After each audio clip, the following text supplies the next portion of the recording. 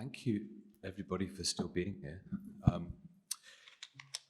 Actually, my interest in the term incoherence is not due to its utility as a political concept, at least not in the way we conventionally excuse me, use the term concept. The political significance that I will try to claim for incoherence in the course of this paper will depend on a certain deficit of conceptuality. For a concept, by definition, brings coherence. Concepts, writes Ophir, properly appear when one tries to explain, to present, and to express the essence of what the concept refers to, unquote. For incoherence to be a political concept would imply that it is used negatively from a position that claims coherence for itself and in respect of an essence or an object that by implication lacks it. In this paper, however, incoherence will be a positive term for a quality in literary works that is at odds with the elements in them that conceptual critical thinking is able to name. I recognize, of course, that this orientational statement is a conceptualizing one, that my own place of enunciation is not giving up its claim to coherence in identifying a political value to incoherence. Nevertheless, every use of the term incoherence that I'm interested in, including my own, is provisional, tied to usages that I will make explicit in what follows. My point of departure is the history and theory of the novel, a body of thought in which many other terms have been used to describe what I'm calling the element of incoherence. Like my use of incoherence, such terms are non-technical and thus non-conceptual. Words like life. In the second chapter of his 1920 book, The Theory of the Novel, the most downbeat of all theories of the novel, Georg Lukács places life in opposition to the conceptual term form. Quote, the should-be kills life, and every concept expresses a should-be of its object, unquote. Lukács inherits this opposition between life and forms from Georg Simmel, who writes exuberantly of the, quote, restless rhythm of life, its ascent and descent, its constant renewal, its incessant divisions and reunifications, unquote, qualities that are not shared by the forms in which life expresses and realizes itself. By contrast, Lukács characterizes life in consistently negative terms: absurdity, dissonance, meaninglessness, the futility of human aspirations, even nothingness. In my view, however, we should not and we need not accept the negative associations of Lukács' early work in the negative associations in Lukács' early work of the terms dissonance, fragility, nothingness, etc., all possible stand-ins for my term incoherence. That sequence of non-theoretical terms operates in the theory of the novel I want to claim, not as the note of despair that lets down an otherwise provocative or provocative if idiosyncratic analytical work, but as Lukács' most important discovery. Dissonance, absurdity, and fragility are provisional names for the most singular and evanescent capacity of the novel form, a thought, quote, whose ultimate content cannot be rationalized, unquote. Incoherence is not a description or a representation of the world. I will not, for example, be celebrating incoherence as the real historical condition or situation underlying a merely apparent coherence, nor is incoherence a formal literary response to such a condition. Thus, my aim is not to side, for example, with Ernst Bloch in his debate about realism with Georg Lukács, when Bloch asks, but what if Lukács' reality, a coherent, infinitely mediated totality, is not so objective after all? What if authentic reality is also discontinuity? But Bloch's idea of discontinuity is an argument for one formal literary tendency, expression, over another, realism. Incoherence in my thinking is not a position for or against realism in literature. There are no formalist injunctions whatsoever in my interest in this term. For incoherence is not a more or less is not a more or less accurate characterization of our world, nor is it, on the other hand, a refusal to engage in such characterization. Rather, it is a quality that subsists in the novel alongside the formal elements that conspire to produce coherence. We might say that the novel is uniquely the literary form whose quality of incoherence is precisely as important to its meaning as those formal elements, whose meaning we fail to grasp as long as we look only towards those formal elements.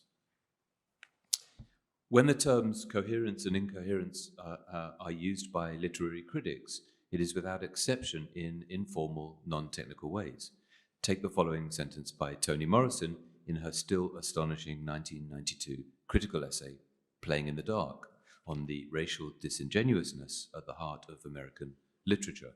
Quote, "The very manner by which American literature distinguishes itself as a coherent entity exists because of this unsettled and unsettling population," referring to the 400-year-old Africanist presence in the United States in Morrison's term. Morrison uses the term incoherence multiple times in this way, writing a few pages later of the process of organizing American coherence through a distancing Africanism as, quote, "the operative mode of a new cultural hegemony," unquote. See also, we might also read Susan Buck-Morse's extraordinary essay, Hegel, Haiti, and Universal History, where she writes this: the exploitation of millions of colonial slave laborers was accepted as part of the given world by the very thinkers who proclaimed freedom to be man's natural state and inalienable right. Present-day writers, she goes on, while fully cognizant of the facts, are still capable of constructing Western histories as coherent narratives of human freedom. One more framing remark will, I hope, make clear the continuity of my concerns with these passages in Morrison and Buck-Morse. For my objective is to bring the field of novel theory into conversation with current theoretical work in Black studies. That is, I will try to develop the question of the organizational framework of the novel in a direction that will intersect with the somewhat different questions being asked by a number of prominent theorists of Black studies, most notably Sylvia Wynter, Dion Brand, Fred Moten, and Alexander Wehelier. What is most interesting for me about the current conversation in Black studies is its explicit departure from political projects understood in formal or representational terms. Another way of saying this is that certain thinkers in Black studies are willing to invoke Blackness not as a subject position, but as a principle that is antithetical and even prior to subjectivity and subject positions as such. This anti-subjectivist and anti-formalist tendency is evident in statements such as the following from Fred Moten: "I will seek to explore not just the absence, but the refusal of standpoint. Blackness is prior to ontology. Blackness is the anoriginal displacement of ontology." In a very different register, we might cite C.L.R. James's extraordinary 1969 essay, Black Studies and the Contemporary Student, a passage of which is taken by Alexander Wehelier as an epigraph in his 2014 book, Habeas Viscus. Quoting James, "To talk to me about Black studies as if it is something that concerned Black people is an utter denial. This is the history of Western civilization. I can't see it otherwise. This is the history that Black people and white people and all serious students of modern history and the history of the world have to know. To say it's some kind of ethnic problem is a lot of nonsense." End of quote. Such observations are in tension with mainstream tendencies in literary studies. Take the question of form. As many people will know, form is currently one of the most favored watchwords in literary criticism. Thus, Caroline Levine's book Forms is predicated upon a methodological expansion of the concept of form and a corresponding disavowal of everything that is not expressible, or her term, afforded by forms. Form is conceived positivistically by Levine for what it signifies, conceptualizes, communicates, or permits to register, rather than for what it might occlude or omit. Indeed, the very pluralization of the term in Levine's preferred usage, forms, is a vehicle of this positivism. Levine's work, in other words, is part of a century-long critical disavowal of the constitutive element of incoherence in literature.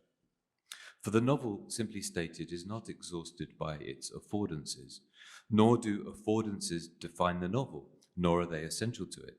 On the contrary, the novel may be considered as a practice of thinking that unthinks or hollows out every substantive claim or concept that appears in it.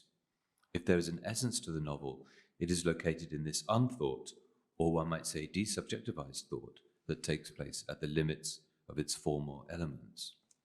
Of course, a novel may also conceptualize.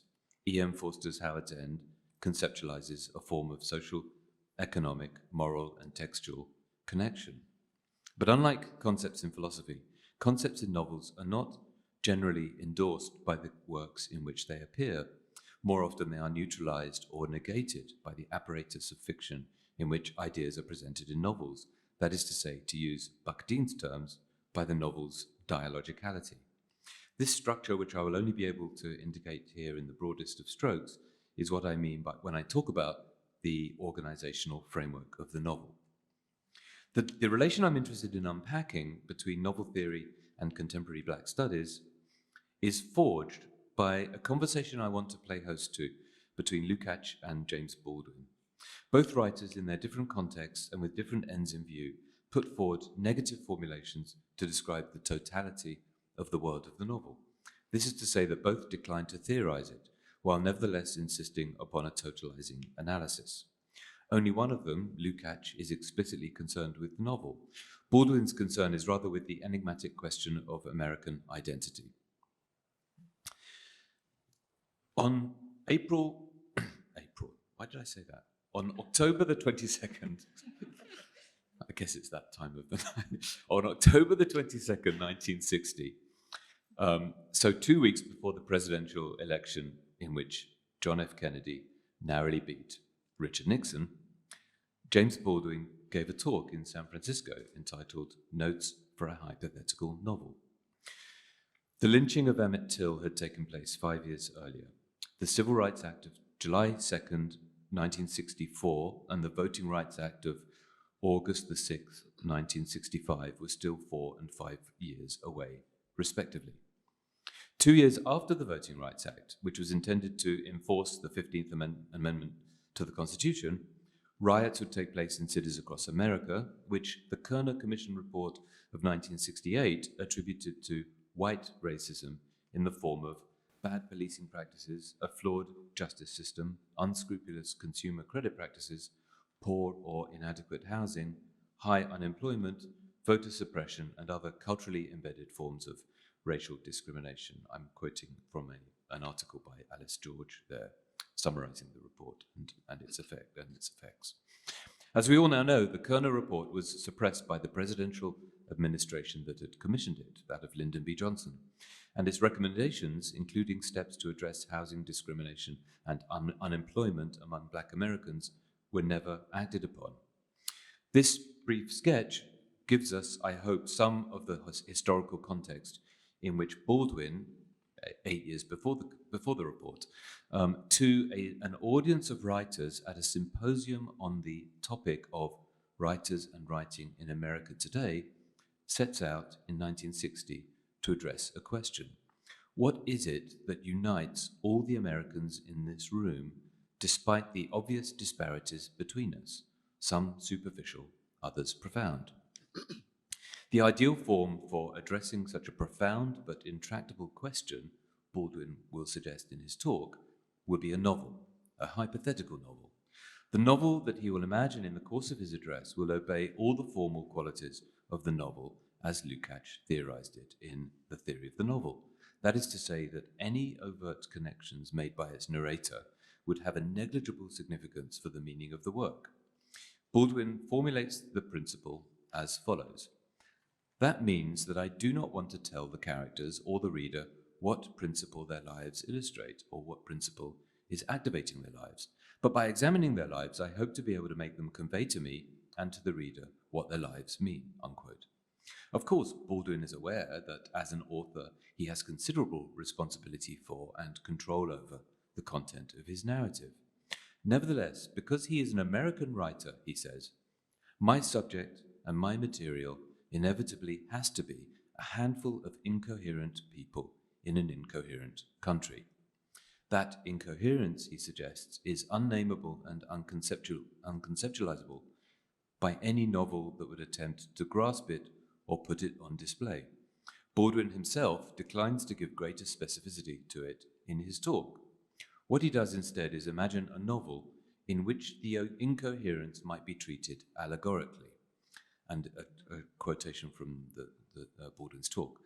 It's a kind of incoherence that occurs, let us say, when I am frightened. I am absolutely frightened to death, and there's something which is happening or about to happen that I don't want to face. Or let us say, which is an even better example, that I have a friend who has just murdered his mother and put her in the closet, and I know it, but we're not going to talk about it.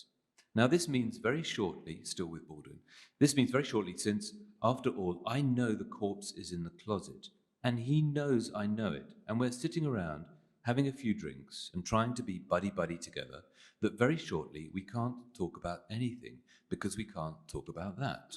This incoherence, which seems to afflict this country, is analogous to that. End of quote. Of course, we all know, since we're all good readers, that Baldwin is talking about race. We can be more specific if we say blackness or the history of slavery in the United States.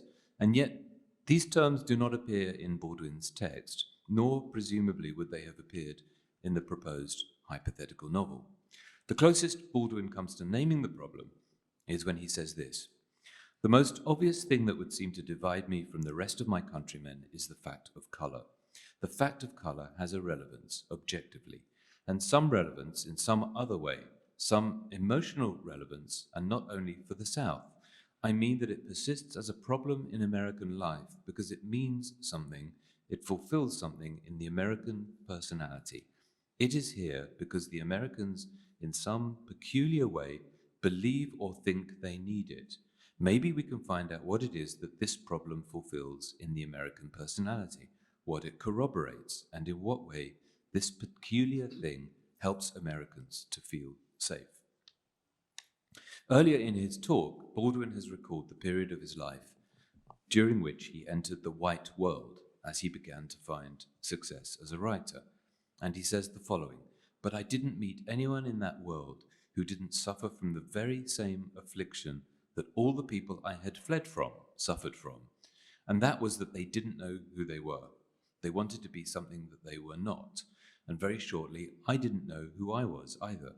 I could not be certain whether I was really rich or really poor, really black or really white, really male or really female, really talented or a fraud, really strong or merely stubborn. In short, I had become an American." But the terms in which Baldwin here describes the process of becoming an American are almost identical to those in which Lukács describes the process of becoming a literary character in the context of the novel. The process, as Lukács phrases it, is that of becoming problematic. Quote, "The outside world is no longer adapted to the individual's ideas, and the ideas become subjective facts, ideals in his soul," unquote. Baldwin had entered a world defined by, again quoting Lukács, "an unbridgeable chasm between cognition and action," unquote. A world in which subjectivity itself is nothing more than a precarious postulate upon which to build a podium over the bottomless abyss that separates the world from the self. Like the fact of color for Baldwin's Americans, the subjective podium constructed by the biographical organization of Lukács' novel is a structure designed to help us feel safe. What I hope is beginning to be apparent in this conjunction of Lukács and Baldwin is that blackness has two shapes or presences in Baldwin's America. A formal presence that helps Americans to feel safe, which Baldwin calls race, or the fact of color, and an unnamed, formless or informal presence, the character of which is better conceived in negative terms as an incoherence, a term that functions very much like those non-theoretical and non-conceptual words, dissonance, fragility, and absurdity, in Lukács' theory of the novel. In the novel, says Lukács, no genuine bridging of the distinction between life and form is possible, but only what he calls a maximum conciliation in the form of, quote, "the profound and intensive irradiation of a man by his life's meaning, unquote, combined with the realization that, quote, a mere glimpse of meaning is the highest that life has to offer, unquote. That glimpse is nothing but a moment of self-recognition, which is why in its classical organization, the novel is a biographical form. The only way that life can take on form is as the life of an individual. That limitation is the condition of affirming a dissonance that is otherwise doomed not to appear at all, except as the novel's unprocessed raw material. That's quoting Lukács. What are the implications of taking Lukács's fundamental dissonance and Baldwin's incoherence to be different names for the same thing? The question, I think, has two implicit corollaries. First, what does Lukács's theory of the novel have to tell us about race in America?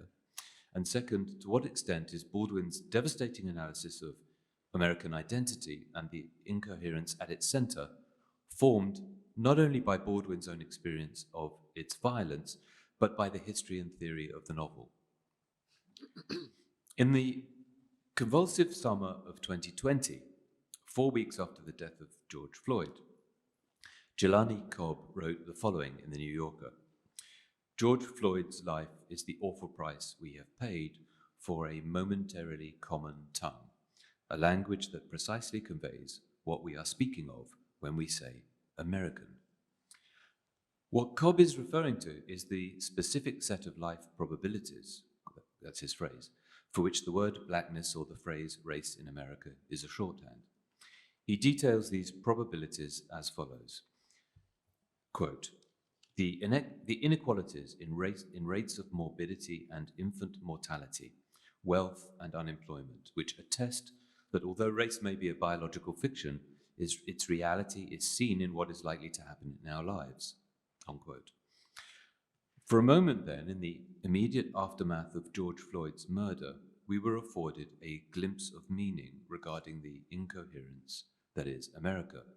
Cobb describes it as a shock of revelation. Yet, as Cobb also notes, the shock of revelation, quote, was itself a kind of inequality, a barometer of the extent to which one group of Americans have moved through life largely free from the burden of such terrible knowledge, unquote. In other words, the glimpse of meaning is precisely that, an irradiation that conveys not even some momentary truth about America, but something much more limited, an image of ourselves, a moment of banal self-recognition. In American literature, the incoherence that Baldwin talks of can be named. One of its names is race. But race cannot be the final name of the incoherence, for race too is a psychological fact, albeit one that has had and will continue to have destructive and pernicious social effects. Perhaps it is Baldwin's practice as a novelist that enables him to understand the incoherence of America as its foundational principle. And yet, in light of the vast changes in the historical situation of Black studies since Baldwin was writing, one wants at least to open up the following question. Is there a mode of critical and conceptual thinking that might do justice to the incoherence, that could directly address the question of what it is that the fact of color, to use Baldwin's terms, fulfills in the American personality? And I just want to sort of finish by briefly trying to address that question. And that question really brings me to the sort of final thing I want to say, which concerns Alexander Wehellier's 2014 book, Habeas Viscus, the subtitle of which is Racializing Assemblages, Biopolitics and Black Feminist Theories of the Human. Wehelier, to state an obvious but necessary fact, is not writing as a novelist, nor is he paying particular attention to literature, nor is he using fiction or novelistic discourse as a figure or rhetorical strategy. Neither Lukács nor Baldwin is mentioned in Habeas Viscus. Wehelier is writing unabashedly in a theoretical mode, which is to say that his work has a constitutive attachment to conceptual forms. I used that phrase earlier. At the center of his work is a concept, racializing assemblages, with which he proposes nothing less than a reassessment of the place and meaning of race in Black studies. But racializing assemblages is a relational proposition in Wehelier's sense of that term. Relational concepts refuse to posit a universal biological substance or a category of knowledge, for example, man, human, life, insisting rather that both universals and the particularities that modify them are derivatives of the real primary entity, the assemblage. The notion of racializing assemblages thus explains the form of race as rather a process, racialization.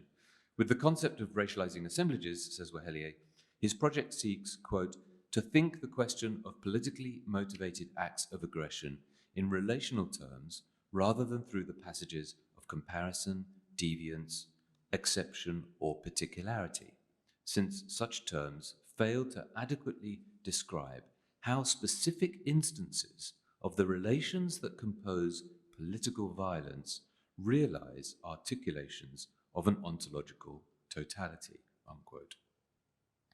When Wehelier says specific instances of the relations that compose political violence, he is referring, of course, to agents of political violence, that is to say, perpetrators, acting out of subjective motivations that, precisely in being postulated as explanations, interrupt the relationality that forms the context for the emergence of racializing assemblages. So if we think about their motivations as primarily subjective, that very assertion interrupts the relationality that Wehelier wants to propose as the very condition for thinking the violence more truly.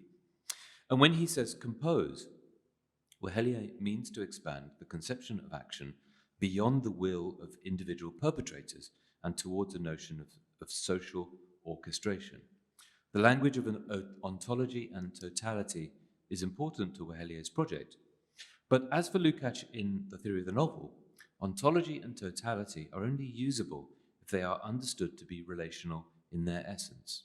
Relation itself is primary, rather than the terms, the universalities and the particularities, that constitute the relation. What is generative and productive about Wehelier's project, then, is the degree to which it displaces positivist and particularist conceptions of race and or blackness. Blackness itself is relational, which means that it is not a property that accrues to some subjects and not to others. I noted earlier that life, too, is not a concept in Lukács. Life is that which cannot be subsumed by concepts. The biographical tendencies of the novel form, therefore, have nothing to do with life in this distinct sense.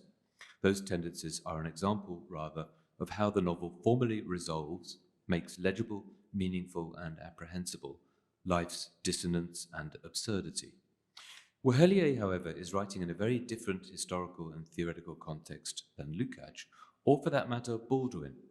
In our own historical context, life very much has been conceptualized, most notably in the concept, and it is a concept, despite the fact that its theoretical currency resides in the claim that it is not one, the concept of bare life or mere life, proposed by theorists such as Giorgio Agamben. One of the most powerful moments in Wehelier's discussion is his contention that Agamben's bare life is just another racializing assemblage, one that implicitly configures race as a secondary chromatic modification of its own racially unmarked biology. Bare life, he says, relegates black thought to the confines of particularity, and in so doing inscribes race as a real object as opposed to an object of knowledge.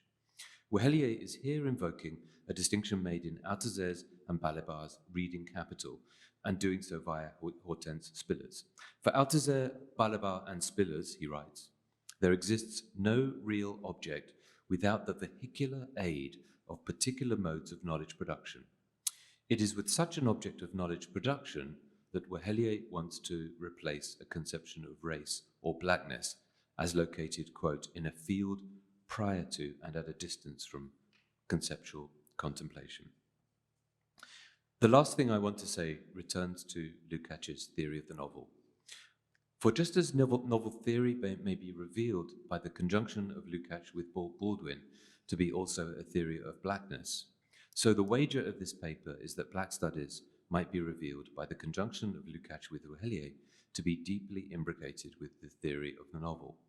As long as we approach the novel primarily in terms of its formal features, for what the novel form is or is not able to convey, we will fail to encounter or experience the possibility of a novelistic thought that is predicated upon the limit of forms. We will fail to give critical significance to those elements of the work whose ultimate content cannot be rationalized, to quote Lukács again. We may imagine that the canonical history of American literature has been, as Toni Morrison has put it, free of, uninformed, and unshaped by the 400-year-old presence of first Africans and then African Americans in the United States, unquote, and comfort ourselves with the notion that the repair of that literature can proceed by nothing more substantial than a corrective insertion of race. The reality is that blackness is not a particularity that modifies, detracts from, augments, or otherwise qualifies a generality, for example, life, America, or the human, as the chromaticist imagination would have it. On the contrary, blackness, as Wehelier puts it, is an integral, structuring assemblage of the modern human. With this understanding, Wehelier is thinking like a novel, as is Frantz Fanon when he says in Black Skin, White Masks, the real leap consists of introducing invention into life. In the world I am heading for, I am endlessly creating myself, unquote. By maintaining a formal or genre understanding of the novel, we neglect that element in the novel of formlessness, unaffordance, and insurrectional thinking that refuses to endorse a world that, like the characters in Nella Larson's Passing, Thackeray's Vanity Fair, or Baldwin's Another Country, only knows how to depict itself through forms, the element in the novel that silently denounces any social arrangement that forces people so to depict themselves if they are to survive in it. Thank you for listening.